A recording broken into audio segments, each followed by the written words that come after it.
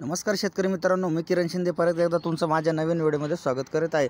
शेतकरी मित्रांनो, आजचा व्हिडिओ आपण पाहणार शेतकऱ्यांसाठी एक महत्त्वाचा निर्णय घेऊन आलो आहे।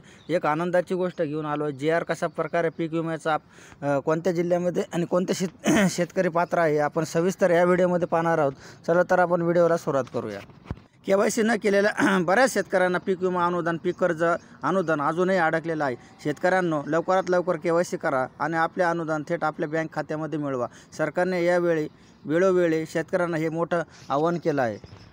बाजारामध्ये तुरीचे भाव अवकाळी आवक झाली होती मोठ्या प्रमाणात, त्यामुळे शेतकऱ्यांना मिळतोय असा 13,000 रुपये क्विंटल। तर ज्या शेतकऱ्यांनी तूर साठवून ठेवलेले आहे त्या शेतकऱ्यांसाठी अतिशय आनंदाची व महत्त्वपूर्ण एक बातमी आहे समोर आलेली आहे।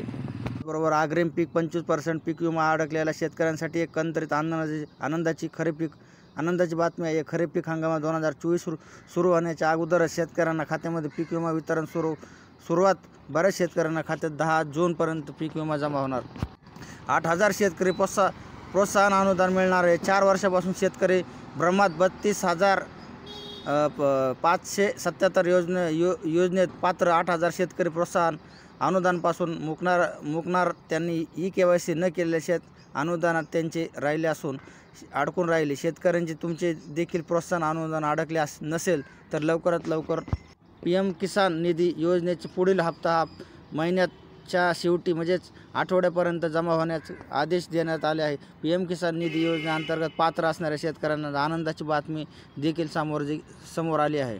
PM किसान निधी योजनेच्या नियमामध्ये आता होणार आहे मोठ्या प्रमाणात बदल। शेतकऱ्यांसाठी अद्याप देखील KYC केलेलं नाही त्यांनी लवकरात लवकर KYC करा आणि अनुदान थेट आपल्या बँकेत खात्यात जमा करा। शेतकऱ्यांना अगदी 5 मिनिटात होणारा पीक विमा कर्ज उपलब्ध। आपल्या देखील पीक कर्ज हवे असेल तर कोणत्याही खाजगी बँकेत किंवा सरकारी बँकेत माध्यमातून आपली 5 मिनिटात कर्जाची उपलब्ध करून देण्यात येणार आहे। पीक कर्ज घेणाऱ्या शेतकऱ्यांसाठी एक आनंदाची आणि महत्त्वाची बातमी आहे की शेतकऱ्यांना 1.5 लाख वरील पीक विमा कर्ज घेतलेले आहेत अशा शेतकऱ्यांना मुद्रांक शुल्क म्हणजेच व्याजदर माफ करण्याचा निर्णय अखेर राज्य शासनाने घेण्यात आला आहे। या निर्णयाची अंमलबजावणी देखील झाली आहे।